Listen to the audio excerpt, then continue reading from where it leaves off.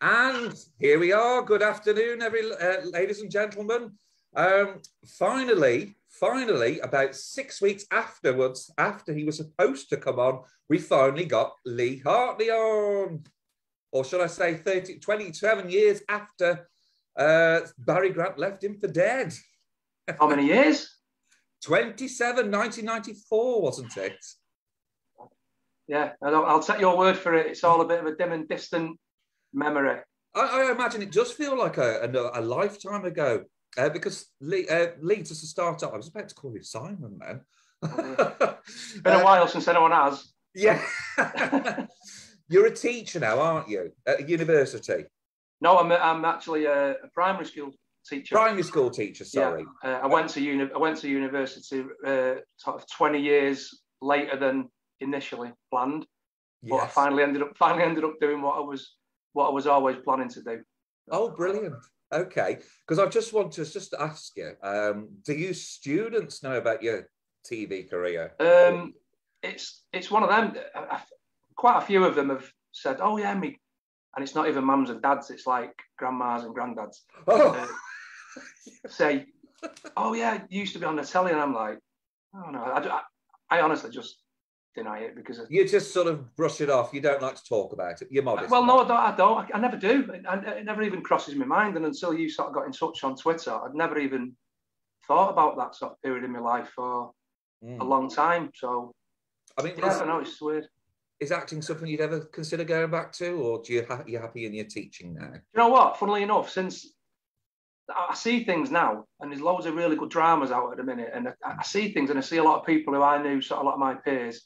People who I knew growing up, or I might have known from Oldham Theatre Workshop or whatever, and I see them in things, and I think, do you know what? I could do that. I could actually do that. You do love that. But yeah, it is what it is. So I mean, never say never, because it's not like wanting to be a professional footballer, is it? No, true. There's no, don't get to 35 and think, right, that's me. Yeah. Well, I mean, never, but I don't think so. I always thought if Brookside ever came back and they wanted to bring Simon back, well, he could have escaped because Barry Grant just left you for dead, didn't he? Yeah. Can you remember that final scene? Yeah. In the woods, was it? In the woods, yes. Yes, you gassed yourself. You and Terry decided that God had... Well, actually, it made me laugh, actually, because in that one, your final scene, it did make me laugh because you were just about to gas yourself, and then you turn the ignition off, and I'm getting messages from God. Oh, yeah. He doesn't want us to go through it with it. A bit of doubt set in.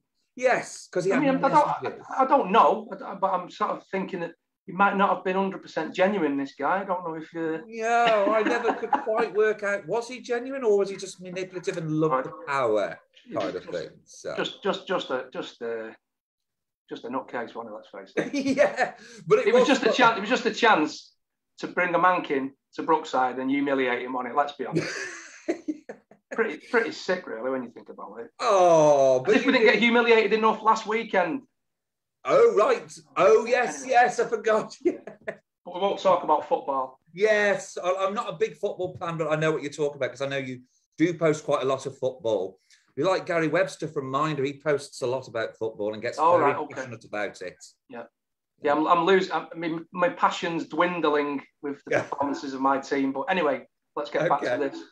Well, I've got some questions for you from fans, actually. From who? Yeah, I asked if anybody wanted to ask a question. So some people came forward. Now, I'm going to start off because I had a message this morning from an old colleague of yours, James Carroll.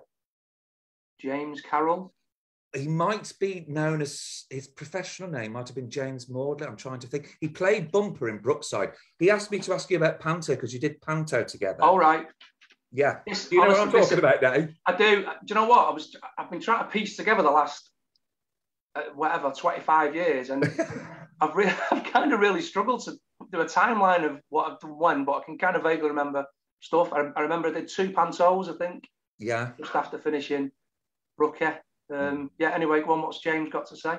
Oh, no, he just wanted you to remind you and just asked you about Panther because he said you both had a great time. Was that the one? Probably the one, I think it was, is it called the Neptune Theatre in Liverpool? I think so, yeah. I don't know if it's still there. I don't think it is, you know. Because I don't know, actually. Did it with Diane Burt, that one. That was when I was still relatively well known. And then I think I did another one the year after, which was in Winsford, and there was about 80 people there. So I think I'd gone by then. I think no one really knew who I was. So I mean, do you not get recognised now? No. I mean, it's been. Well, Lee, actually, do you know what? I've just remembered. If you remember the first time I spoke to you on Twitter, you were actually telling me, "Oh, Barry Grant left me for dead." You were joking, and I looked at your face. I didn't even twig, and I just thought, "Oh, that's obviously somebody. Bless him. He obviously thinks Brookside's real." And I just thought, and then it just suddenly thought, Lee Hartney. I know that name, and then I just Googled it, and it's it's Simon. And I've just obviously the penny dropped then, and I was like, now I can recognise you, but I wouldn't have done before. So right. Well, if we would have done this interview when we were originally going to do it, I probably would have looked about 5 years younger. Without the goatee and stuff? These bags and these wrinkles are from teaching, and the first half term back has been an absolute grueler. So yeah, because I know you didn't want to really do it during school term, did you? No time. No, I mean, I know teaching people think, 9 till 3:30, I'll have a bit of that, but that's what I call a proper job, not. Yeah, but it's not just that. But you go home, you've got work you still go home. Oh, mind you, they don't do homework in primary schools, do yeah, but you still got lesson planning to do, and obviously everything to mark and everything to plan. So yeah. So it's big stress. It's a tough job. It's a proper job. A proper job, not like an actor's job. Okay, well, because we're going to start off, because was your first TV appearance, Andy Lang asked me to ask you this, because he said he remembers you in an episode of Cracker, because that still gets rerun quite a lot. And I don't know whether was that someone called Andy Lang, because if I vaguely remember it, I think I was in Cracker, and I think that my character was called Andy Lang in it. Oh, sorry, not Andy Lang. Yeah, your character was called Andy Lang. Sorry, I've just got. I was called Andy. I know, and I can't read my own writing here. Can you tell us a bit about working on Cracker and working with the great Robbie Coltrane? Did you say that was your first TV role? Yeah, it was the first. It wasn't my first one. No, I'd done a kids drama series for Granada the year before, a thing called Wilderness Edge, and that was a great job. I was only 17, and it was up in Keswick in the Lake District. And it was filmed in like a outward bounds centre, like a load of kids who've been in trouble at school, put there to try and straighten them out. Anyway, and there's quite a lot of sort of relatively famous people in that when I think back. So I did that, and that was great. That was for 2 or 3 months up in the Lake District. Then I did Cracker. It was the first series, the one with famous ones, Robert Carlyle one, isn't it? Is it? Yeah. LIVERP one. Yeah, brilliant, absolutely brilliant. So I was in the final 2, one episode over 2 weeks. That's it. Yeah. I played it. A kid was found hanging in the woods, bit of a grim story, and it was a bit of a whodunit. So it was myself and my character, which was his brother, and his school teacher. And my parents in that were Tim Healy and Francis Tomilton. Yeah. So Tim Healy, because of course I'm feeling really big drag now on Benidorm, so it was God, looks more like his character in RV, the same petting cracker. Yeah, that's going back. The drag. But I mean, I imagine that was quite nerve-wracking, being with these major stars and stuff on your first job. Or were you sort of? You know what? I've been thinking about, because it was such a different time. I mean, unless you kind of was aware of somebody's work, there was no social media, there was no awareness of particularly who people were. I mean, I didn't even know who Frances Tomilton was. I didn't know that she'd been married to Sting, etc. So I wasn't kind of in awe. Plus I was just a kid from Manchester, but thinking, is this all a bit of a joke or what? I mean, why are they asking me to do this? I'd never thought of myself as an actor. I just fell into it. So, and it was actually whilst I was filming Cracker that I got the phone call to get for the audition for Brookside, and I couldn't make it originally. I said I can't make it. I'm filming, and anyway, the schedule changed, and I just phoned my agent and said, "Tell them I'm on my way to Liverpool," and they said, "Oh no, they've said we can't see you now." I said, "Well, I'm halfway down the M62, so they are." They turned me away, and that was that.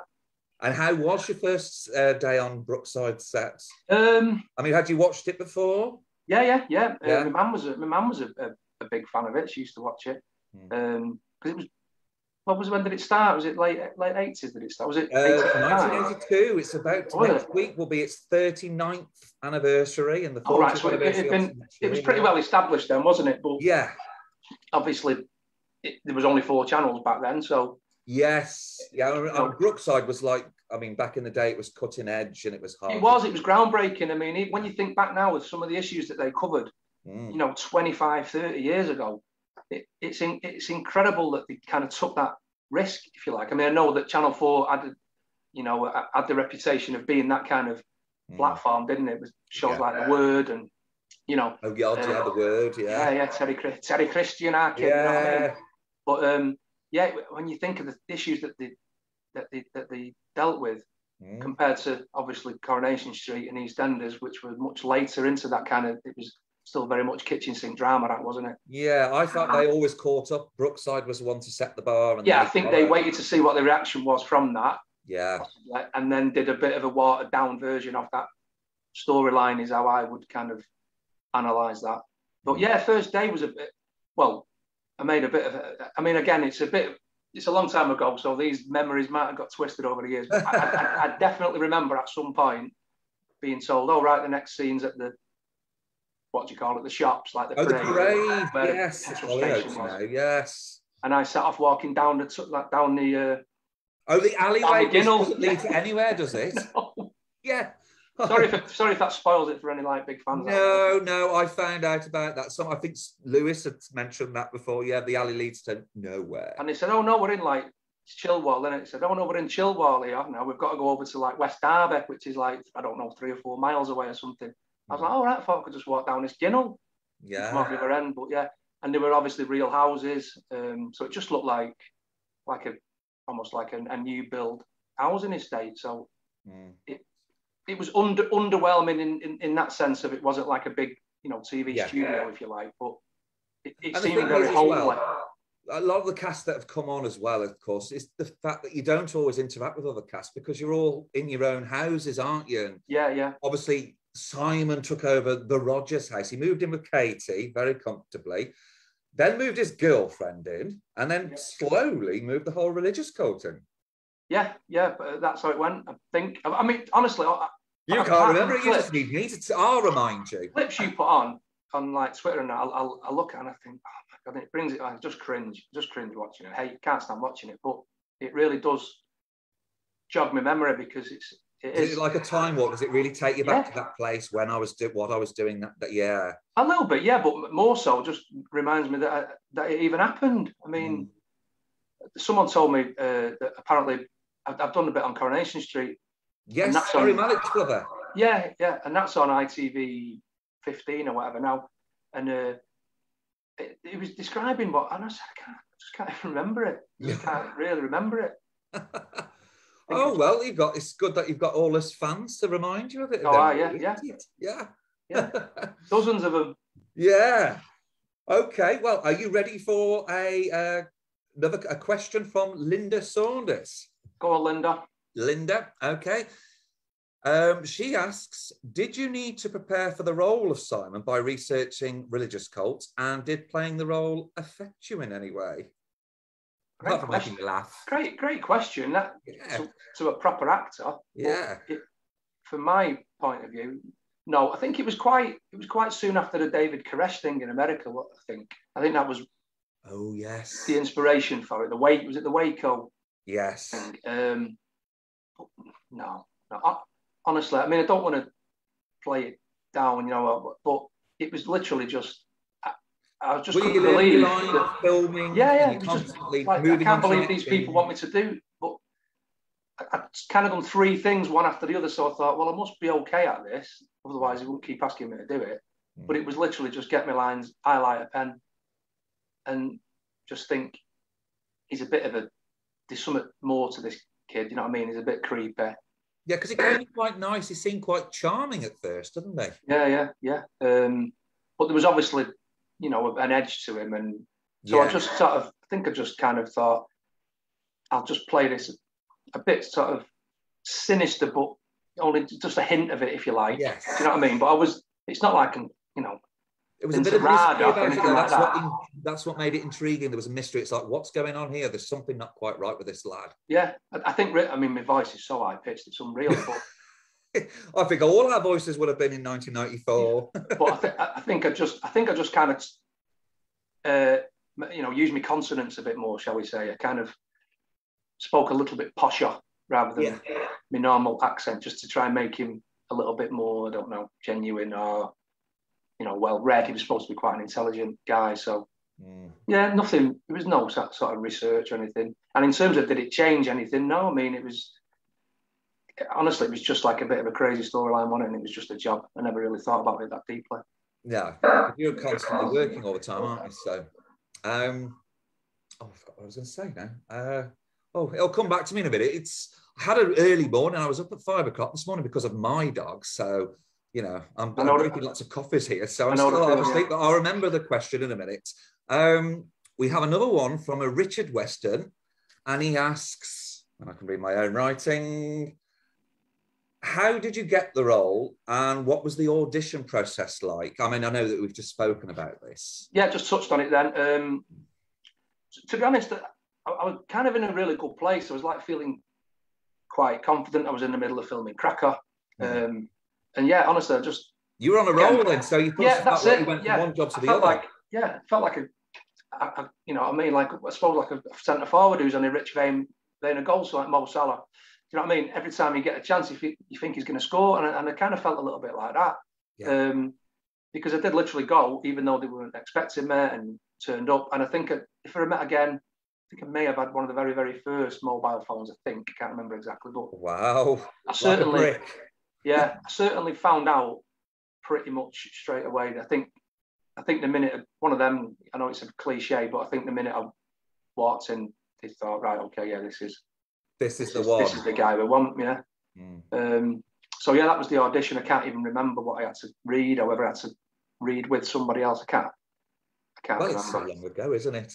I mean, it's like you say 1994, it doesn't, you think to yourself, it's not that long ago. And then I think to myself, where was I in 1994? And then I think, oh, yes, that was a long time ago. I couldn't remember. It's not real now, is it? I don't remember that one very well, but the one I do remember is the one that was the sliding doors moment of my life, which was one for Emmerdale. I got down to the last 2 to play Kane Dingle. Oh, wow. Yeah, didn't know that. Called Jeff. Is he called Jeff? Jeff. He's a man. Kane. Horse. No, is it Horse? I can't think. Jeff Audley. Something like that. Something beginning with H. But he's a Manchester lad as well. And yeah, I got right down to the last 2 for that to play Kane Dingle. I don't watch any soaps, to be honest. But I don't anymore. If he's still in it, but he's certainly done about a 20 stretch in that, hasn't he? So that would have been life changing. But yeah, is it something that you wouldn't have fancied, having a long stint in a soap? Because a lot of actors don't like to be like tied down into a soap. I'd have been. Listen, I'd have been the next Ken Barlow. No, if you could have done. Yeah, absolutely no problem. Because I didn't really. I'm not an actor. Do you know what I mean? I didn't even feel like I was an actor back then. Well, if someone offered me thousands of pounds a week, you're going to go for it, aren't you? You'd be a fool not to. And I don't think I would ever have been one of those people who'd get 5 years in and think, oh, you know, I want to go, you know, be on stage. Yeah, I don't think that was me. Don't know. But yeah. I've just remembered one thing I was going to say to you. It's just a very funny scene. I'm sure you probably won't remember it, but there was one hilarious scene that I thought was very funny. It was when Barry Grant went into the petrol station and Simon was working behind the till, and Barry handed Simon this £50 note. And because Barry had handed him this £50 note, he went and he decided that Barry was the devil after that. Do you remember that? It just made me laugh. I thought, well, he was a devil anyway, wasn't he, Barry? He was. Yeah, but do you know what? These people do exist, because on Twitter, if I ever post a picture of Madonna, for instance, then I actually have religious nuts coming, and I've had religious nuts saying that she's Satan's daughter. She deserves to burn in hell. These are religious people as well. I was thinking, and the first person I thought of when I heard these comments was, oh, just like that Simon of Brookside. Because I didn't. First time I've been mentioned in the same sentence as Madonna. So, yeah. Thank you for that. But yeah, I just think it's pretty bonkers, isn't it? I'm not sure why £50 notes even exist anyway. I mean, I've not had many in my life, but no one wants to take them anyway, do they? No, but I think that was when you were brainwashing Brian Regan's character, Terry, into joining the cult and stuff, yes. And you did get him, obviously, sucked in. But Barry wasn't having it, was he? No, he was a bit too switched on for that, wasn't he? Yeah. That was something else I forgot to mention, because I've just remembered. What I didn't realise the first time you were to come on was I noticed, somebody pointed it out to me, in the religious cults, one of the extras was actually Lisa Riley from Emmerdale. Yeah, I remember, because, again, it's a bit woolly, a bit vague. She's quite a bit younger than me, I'm sure. Yeah, you did look really young in that. I think she's quite a bit younger than me, a few years younger than me anyway. But if I remember rightly, I think she was at Oldham Theatre Workshop as well, I think. I certainly knew her from elsewhere. Yeah. And Anna Friel as well, obviously, was there at the same time. She was. Oh, yes. I knew her outside of that through Oldham Theatre Workshop. So, yeah, there was a few faces there. There was another kid in that who I think was maybe gone on to be sort of a quite a well-known actor, I think. But, again, I don't know. I can't really remember. But she was definitely there. Yeah, she was. Yeah. And I wouldn't notice it otherwise, because I was always watching you. Because she was in Emmerdale, wasn't she? Was she in Emmerdale? Yeah, she left for a long, she's been in it years. She left for a long time. I think she's come back into it quite recently, because again, like you, I don't watch the soaps anymore.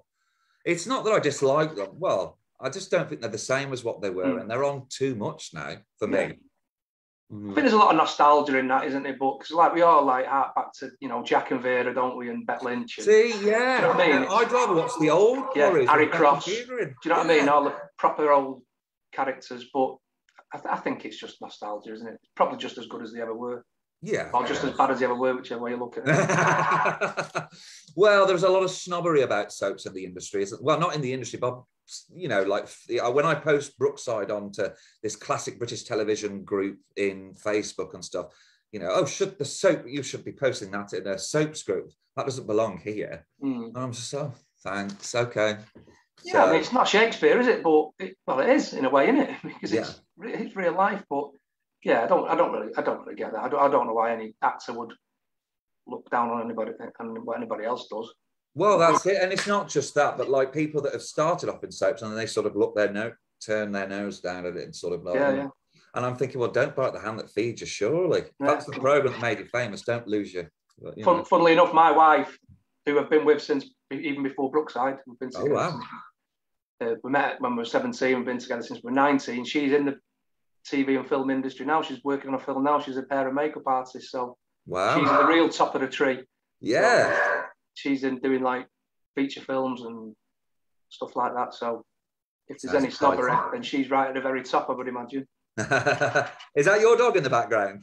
Yeah, one of them's making a star appearance. Can you not sleep there? One dog there, another dog's not where the other one is. But, the postman's been, so I'm hoping that it won't come again.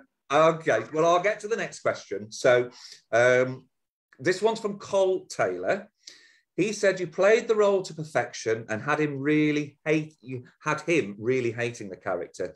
So massive credit to you, to your acting ability for that. He asks, did you get much hassle on the street because of the storyline involving two popular long-term characters? Obviously, Terry and Katie were both popular characters, and you. Yeah. Brainwashed them. I mean, again, it was a totally different. I think if it was now, with social media and everything else, it would have been a lot, bigger, a bigger story and more people. Yeah. I did get recognised a little bit, but I used to get it from both ends, you see, because I probably didn't spend enough time in Liverpool. I just got in, did the lines and came home kind of thing. I didn't spend any time there, but I'd get stick there for being a Manc, and then I'd get stick here because people thought it was a Scouser, and it was like, couldn't win. But in terms of not really negative, no. I mean, a lot of people were quite nice in saying that you couldn't stand the character, which was exactly that was the idea. So I took that as a compliment. Yeah. So yeah, it was mostly positive. There's a few nights out where obviously people have had a drink and get a bit silly, but that it's par for the course, isn't it? I mean, I don't think you can. No old ladies hitting you over the head with a handbag or anything like that. No, not really, no. But Yeah, we did have one Brookside actor that had that, you know. Really? Yeah, Stephen Parry, because he cheated on. It was a gay storyline actually. He cheated on his boyfriend, and this old lady the next day started hitting him with saying, "How dare you?" Apparently, I thought, "Oh my God!" Quite right. People, yeah, that really do believe in it. It's all real and stuff, which is quite scary, isn't it? Probably really? Anfield in 1994 was probably the worst one. I think the first time I went to the match after being on the show. Yes. That people were looking at like thinking, what's Simon doing here? I was in with the United fans, obviously. Some of them were thinking, well, why is he in with? But obviously, I was a season ticket holder at Old Trafford for many years. So that was a strange one. The first time I went there, yeah. I can imagine. Oh God, I wouldn't like that. Oh right, okay. Chris Moore. I think this is. We've already discussed this, but there's a two-part question. Do you ever get recognised much as Simon nowadays when you're out and about? We've discussed that. And would you have liked to have stayed on for another year? He said a great idea would have been to have found nobody in Barry's car and then Simon haunts him. Well, that's an interesting idea, eh? White sheet with holes in it. Yeah. Yeah. First part, probably not. Well, no, really. Very, very, very, very unusual if anyone ever... It may be people who I know who I've not seen for years. I saw a guy the other week who he actually called me Simon because I've not seen him for years and years. But he went, "Oh no, Lee, sorry." But no, I don't ever get recognised anymore, probably because I've aged so terribly. And in terms of the storyline, it was only ever, I think it was like 3 months. It might have been like 12 eps, 15 eps or something. And they just every year. Yeah, well, I think in the end it was more than a year, but. And again, it's all these like what ifs, but it was just a 3-month block, so I could never commit to anything. Whereas if I'd have been given a 12-month contract, I think at the time there's a couple of people that worked with. I can't remember exactly who. It was one of them, Frank Rogers' son. I think. What's he called? Yeah. Again, apologies to him and anyone else, but if it's not right, but I vaguely remember chatting. Kevin Carson, he's a teacher nowadays, right? I vaguely remember chatting to a couple of people about maybe like, sharing a flat, whatever, and kind of like giving it a go, I suppose, like jumping in and getting more involved. And I just sort of kept myself to myself and just kept coming home because all my mates were like doing normal jobs or at college back here. So I didn't like knock about with actors or, it wasn't really my scene. So I didn't really play the game, I suppose, which maybe didn't help. I don't know. Say to you, Paul Usher, because obviously I'd have loved Paul Usher to come on. He was like that. I used to be told that he was very private and he just liked to, once he'd finished, he'd go home and stuff and didn't really socialise and stuff. There's nothing wrong with that. Yeah, again, I think I maybe went out with him once or twice. Again, vaguely remember maybe playing golf with him once. You and Paul? I think so, yeah. I think so. But it was very much, he was very much like, because he's very down to earth lad, isn't he, like me? And he was like big friend. He was more friends, I think, from what I remember, with like the lads on set, like the Sparks and the behind the scenes, people behind the scenes. Yeah. And it was that kind of.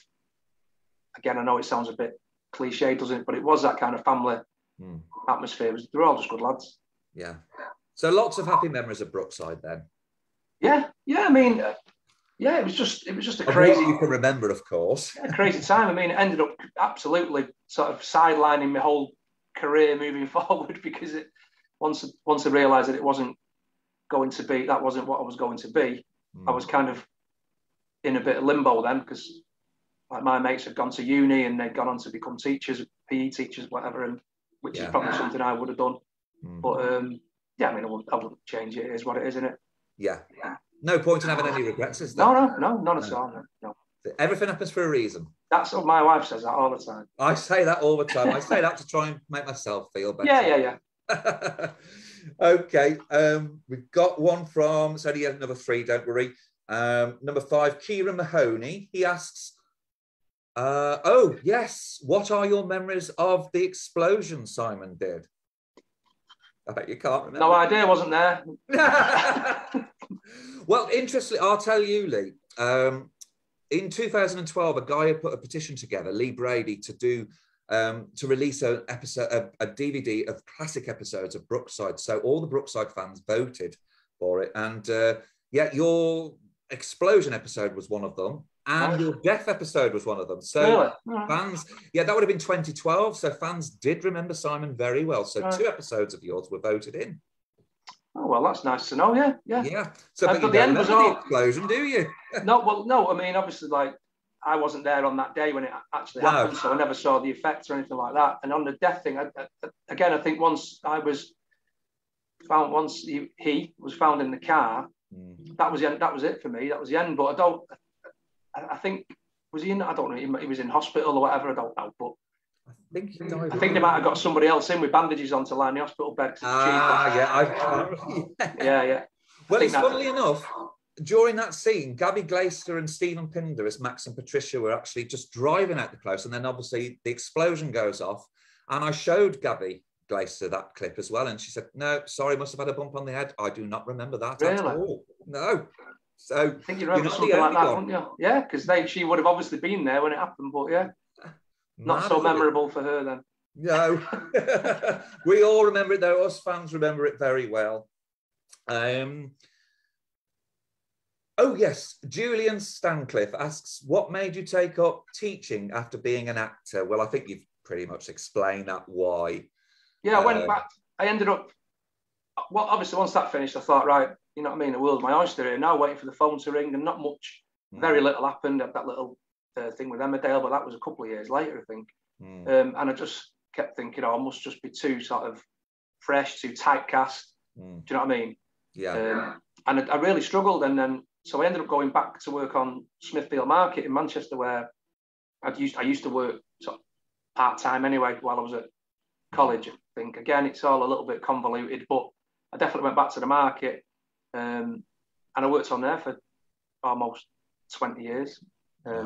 Just wholesale flour salesman. Well, started off as a porter and a driver and what have you, and then moved on to selling and stuff. So I did a long time there, and then it was mad busy, and you got paid a decent amount of money. Half of it was for getting out of bed, you know what I mean, being reliable, getting up at 2 o'clock in the morning.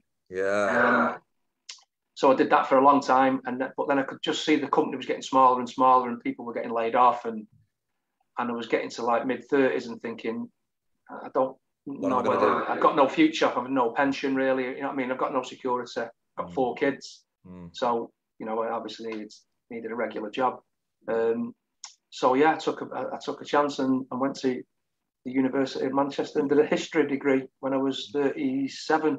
Wow. So that's 9 years ago now. And then, yeah, so 4 years of training, and then here I am, 5 years, 6 years into teaching. Yeah, brilliant. I mean, because I know somebody asked me actually, do you teach drama at all to kids? No, I'm just very dramatic.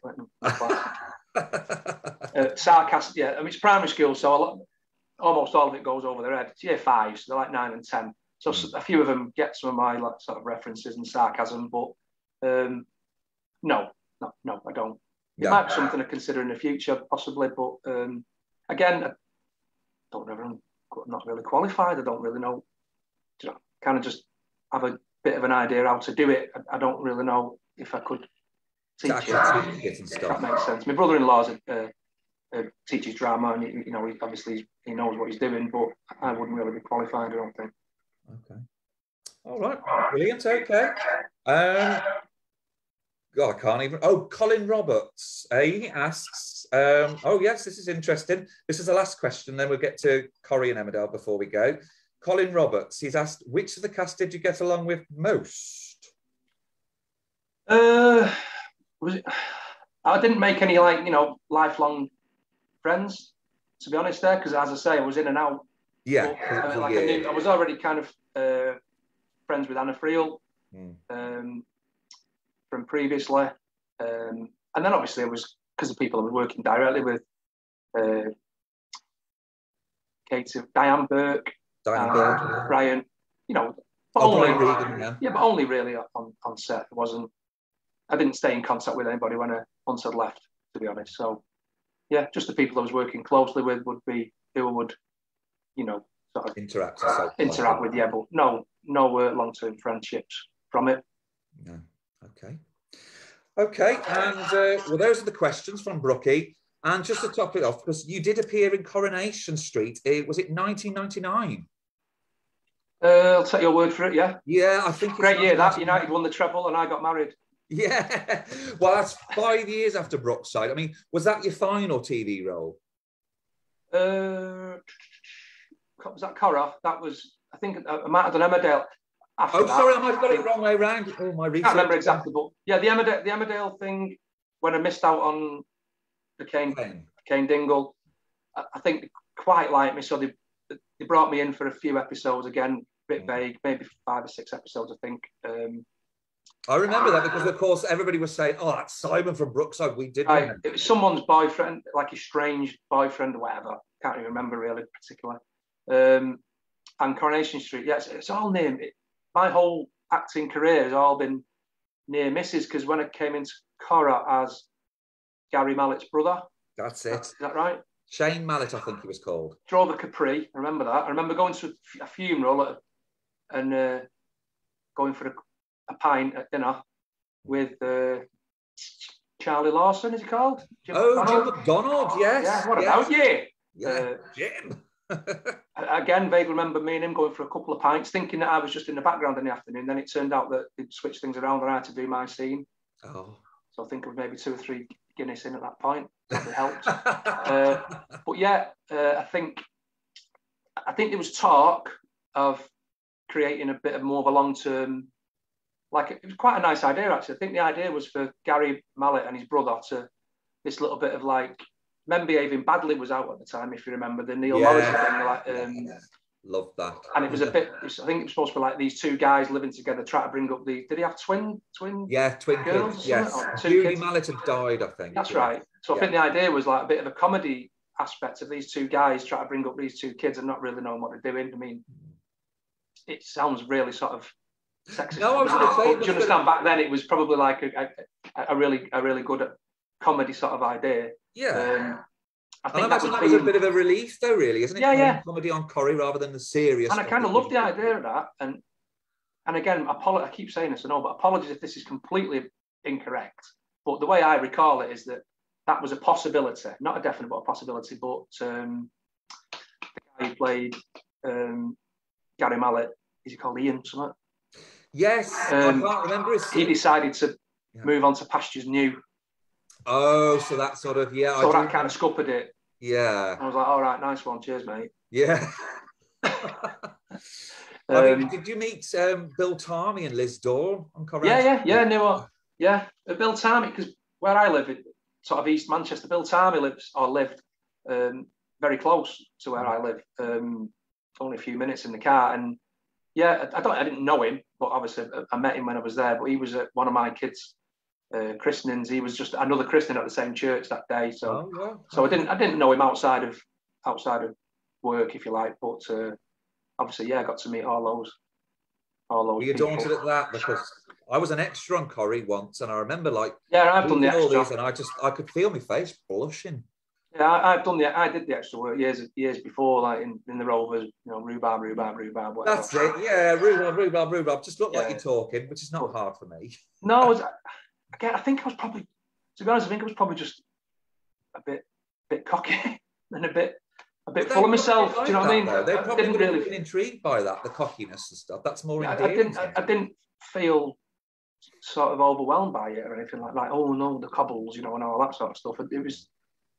I think I ended up driving up and down the cobbles in a Capri, if I remember rightly, with a leather jacket or something. It was a right cheeseball, this character. But no, again, it was just, all right, okay, yeah, cool. Do you know what I mean? Yeah, brilliant. Okay, well, Lee, that's absolutely, it's been absolutely a pleasure to talk to you. Have you got any, just to rather end it abruptly there, do you have any plans for the future? Anything that you to share, or is it just teaching? Yeah, I think, I'm hoping that my wife goes right to the top of her career and she can, and I can get you some work. Nice early retirement. Yeah. Yes. And live off her earnings. But no, I'm still, even though I'm 47 next, I'm still relatively new to teaching. So yeah, I'm just hoping to continue enjoying continue with that, really. Yeah. But it's been lovely to have a bit of A nostalgic talk, yeah. Memory lane, yeah. I've been trying to piece together the last sort of 25 years, and it's it's and I know, well, I to think know about. that I was going to say, I know that I did haunt you with the clips. You were very sort of like, I can't, they're making my eyes and ears hurt. It's just hanging. It's just hanging watching. It's like, oh my God, what well, is I that? feel like that watching these interviews back for obvious reasons. I look at them, I'm just like, oh, shut up again. And I can't listen. So I suppose nobody thinks they sound like they sound. That's the thing. Yeah, that's it. You always think you look different than what you see when you see yourself back. So yeah, I was never really one for watching anything I've done. My gran, bless her, she's been dead a long, long time now, but she used to record everything on the video. Like, so she'd sit with like a little notebook during the week watching Brookside, and she'd write down when I was on. Yeah. And then on the Saturday, on the omnibus, she'd like press play and record on the video. When you're doing your scenes. So she had all these, I think I must still have them somewhere, but she had all these, remember the old VHS cassette cases that look like books? Yes, that's it. Yeah. Like vinyl things. And, oh my God, yeah. So she had a big rack of them like that with like Lee, this, that, and she just recorded all the. I must try and find them and get them converted to DVD, I suppose. You should. Well, I was actually, one last question, actually, I'm very interested to know. Your children, have your children seen any of your performances? They've seen bits that you've put on, but they're all like, my youngest one's 19 next month, the eldest one's 24, so. Brookside was a bit before their time. Yeah, before their time, yeah, but obviously they're aware of it, and just like any kids, I think, just embarrassed by the father. Ooh. Yeah, and trying to just deny it. Yeah, well, great memories. I definitely think you should definitely convert your video collection into DVDs, and you can watch them with your grandkids next. Yay! I'm actually going red thinking about that. It's so embarrassing to think about it because it is. But anyway, it is what it is. You know what I mean? You should be proud of your past. Yeah, no, it's okay. I'm not ashamed of it. I just don't really particularly enjoy watching it back. But yeah, but you don't mind talking to. Hopefully, I'll be able to if they start rerunning it on the telly and I get some royalties. That would be nice. Well, Lee, I mean, you know, I've been doing this petition for a long time. I mean, I honestly think, without being controversial, but I do believe Channel 4 really aren't interested. They all reckon it's a financial thing. And I mean, there's over 7,000 signatures now. So it's a case of just, I feel like because I've done it so long, it doesn't take up any more of my time. It's just a case of sharing it and generating signatures. So I feel like I might as well carry on. And maybe if we get more, then hopefully they'll notice. Because they've uploaded some classic episodes to Brit. Right. As a result of the petition, I think. So I'm hoping that, like, if we get more, then hopefully a rerun will come on and then royalties will come your way. Yeah. I suppose from their point of view, it's understandable, isn't it? Because they would have to pay royalties to so many people, wouldn't they? Yeah, and the explanation is as well, which I can kind of see, because there's like 3,000 episodes of Brookside. I don't know how the financial and the that sort of thing works, but there's 3,000 episodes just about of Brookside. And they said it's such a financial risk because there's so many episodes, and it's whether people can, if it maintains the interest. It might start off, everybody watches the reruns of Brookside, but it gradually dies off. Yeah. I personally don't think it will because of the classic Corrie episodes and Emmerdale episodes. So fingers crossed. It's just such a different landscape. Different landscape, though, isn't it? Everyone binges things now, don't they? I mean, I've wasted my whole half term binging Succession on Sky. I binge watch terribly. It is different these days, isn't it? I always binge watch. I very rarely watch live TV. Well, I don't watch telly at all normally, unless it's football or whatever. But yeah, when I'm off, I'll end up going down. Binge watching a series, yeah. Netflix. Netflix. Well, I couldn't do without Netflix. It's just like Peaky Blinders, things like that, and so I've been watching them. So, well, we don't know. Fingers crossed. Let's hopefully before I'm 42 now. Hopefully before I'm 50, we'll get it back on. I'm not going to give up. Well, that's my pension pot anyway. So I shall let you know when we do. Yeah. All right, Ian. That's great. Lee, it's been an absolute pleasure. Sorry it's been so long, but we finally did it. Yeah, I hope you enjoyed it. Thank you to everyone. The few people who are interested enough to ask questions. And plenty. Yeah, it's really nice and really kind to know that. Well, thank you very much, Lee. You have a lovely weekend and you take care. And I shall speak to you. I can't go. It's getting a bit warm in here now. So I just can't go. Yes. I was just going to say, get your top out. Yeah, there's one for all the Liverpool fans out there. There you go. I'm keeping the faith. Oh, well, thank you very mate. much, Lee. We'll talk. Well, I'll tell you.